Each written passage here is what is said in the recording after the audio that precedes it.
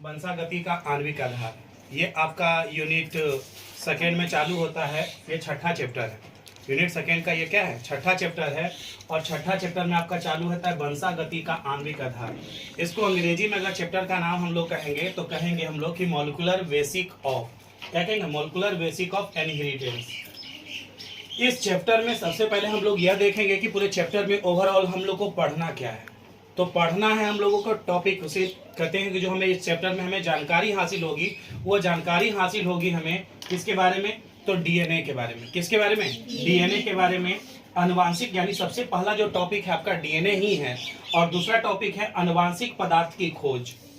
लोग गूगल पे बहुत सर्च करते हैं, तो वही चीज है कि search of genetic material, search of genetic materials के बारे में हमको जानकारी होगी। दूसरा में पढ़ेंगे आरएनए। आरएनए, आरएनए संसार, जिसको कहते हैं आरएनए वर्ल्ड के नाम से हम लोग जानते हैं अंग्रेजी में। प्रतिकृति को कहते हैं रिप्लिकेशंस के नाम के हम लोग जानते हैं। और अनुलेखन को कहते हैं ट्रांसक्रिप्शन।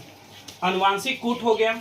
उसी तरह से स्थानांतरण या रूपांतरण उसको कह लें। जीन अभिव्यक्ति का नियमन, मानव जीनोम परियोजना। और लास्ट में हम लोग को पढ़ना है डीएनए फिंगरप्रिंटिंग। डीएनए फिंगरप्रिंटिंग आप लोग भी वाकिफ होंगे।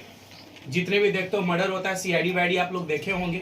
उसमें देखते हो कि अगर कहते हैं कि किसी पे वस्तु पर हाथ लगा हुआ रहता है तो कहता है लो इसको फॉरेंसिक लैब भेज दो, तो उसमें क्या दिखता है? फिंगरप्रिंट दिखता है उस पर क्या लगा हुआ है। या किसी का पिस्तौल पर अगर हाथ रहता है तो उसको लेकर उलट पलट कर कहता है इसको फॉरेंसिक लैब देखो, इसका सर्च करो किसके हाथ, किसका आपका बना हुआ है, फिंगर पर लगा हुआ है। इस तरह से इसकी जानकारी हम लोग सबसे पहले जो गुण आता है जिसका नाम है क्रोमोसोम। क्या है? क्रोमोसोम। अब इसके बाद अब हम लोग यहाँ पे कहते हैं कि इस चैप्टर में हम लोग पढ़ेंगे क्या? तो इस चैप्टर में सबसे पहले हम लोगों को पढ़ना है क्रोमोसोम। क्या पढ़ना है? क्रोमोसोम, जिसको कहते हैं गुणसूत्र। और गुणसूत्र के बारे में हम लोग ने पिछले चैप्टर में हम लोग हासिल कर चुके हैं कि मनुष्य और कितना था, नर और मादा दोनों में जो गुणसूत्र होते हैं, क्रोमोसोम की जो संख्या होती है वह मेल में क्या होती है? एक्स और वाई होती है, जिसको लिंग क्रोमोसोम के नाम से हम लोग जानते हैं। उसी तरह से हम लोग कहेंगे कि पूरा मेल फीमेल में जो होती है वो XX होती है। तो यहाँ पे हम लोग करेंगे कि ये जो क्रोमोसोम जो है वह कोशिका का एक महत्वपूर्ण घटक है। क्या है? एक महत्वपूर्ण घटक। तब हमारे मन में ये उच्चारण उठता है या हमारे मन में ये सोच उठता है कि आखिर यह इतना इंपॉर्टेंट क्यों है?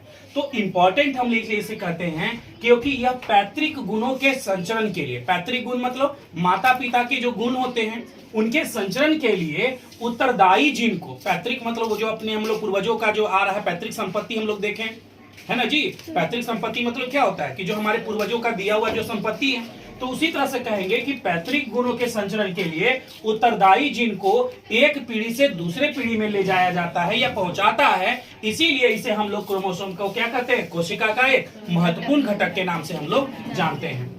दूसरी चीज कहते हैं कि ये जो डीएनए होता है, डीएनए बना हुआ किसका होता है? तो डीएनए प्रोटीन का बना होता है। किसका बना होता है? प्रोटीन का बना होता है। और डीएनए प्रतिलिपिकरण द्वारा अपने सदृश अणुओं के संश्लेषण की उसमें क्या होती है? पावर होती है। अपने जैसे अणुओं की क्षमता पैदा करने की उसमें होती है। डीएनए कोशिका के न्यूक्लियस के अंदर पाया जाता है। डीएनए पाया कहाँ जाता है? तो डीएनए जो पाया जाता है न्यूक्लियस के अंदर पाया जाता है। और अंदर पाए जाने के कारण ही उसे हम लोग न्यूक्लिक अम्ल के नाम से हम लोग जानते हैं। किसको? डीएनए को। डीएनए यहाँ से क्वेश्चन ऐसे पूछ सकता है कि डीएनए को न्यूक्लिक अम्ल क्यों कहा जाता है? तो कहेंगे डीएनए को न्यूक्लिक अम्ल इसलिए कहा जाता है क्योंकि यह न्यूक्लियस के अंदर पाया जाता है। न्यूक्लियस के अंदर पाया जाता है, इसीलिए डीएनए को हम लोग क्या कहेंगे? न्यूक्लिक अम्ल के नाम से हम लोग जानते हैं। दूसरी चीज कहेंगे कि डीएनए का सबसे पहले पृथक्करण कब किया गया था? तो 1869 में किया गया था। कब किया गया था? 1869 में किया गया था। और किसने किया था? तो फेडरिक, क्या नाम था? फेडरिक मेसर ने मवाद की कोशिकाओं को न्यूक्लियस से किया था। क्या किया था? मवाद की कोशिकाओं के न्यूक्लियस से किया, मवाद के कोशिकाओं के न्यूक्लियस से किया था। अब ये कहेंगे कि मेसर जी ने इसका नाम क्या रखा था? न्यूक्लियन। यानी सबसे पहले इसके बारे में मेसर जी ने सोचा समझा तो इसी का नाम क्या रख दिया? मेसर जी ने इसका नाम न्यूक्लियन रखा था। अब कहेंगे कि सजीवों में कितने प्रकार के डीएनए न्यूक्लिक अम्ल पाए जाते हैं जी? तो सजीवों में 2 प्रकार के न्यूक्लिक अम्ल पाए जाते हैं। एक था डीएनए, दूसरा आरएनए। इस तरह से आपका ये चैप्टर हुआ। अगला सेकेंड पार्ट में हम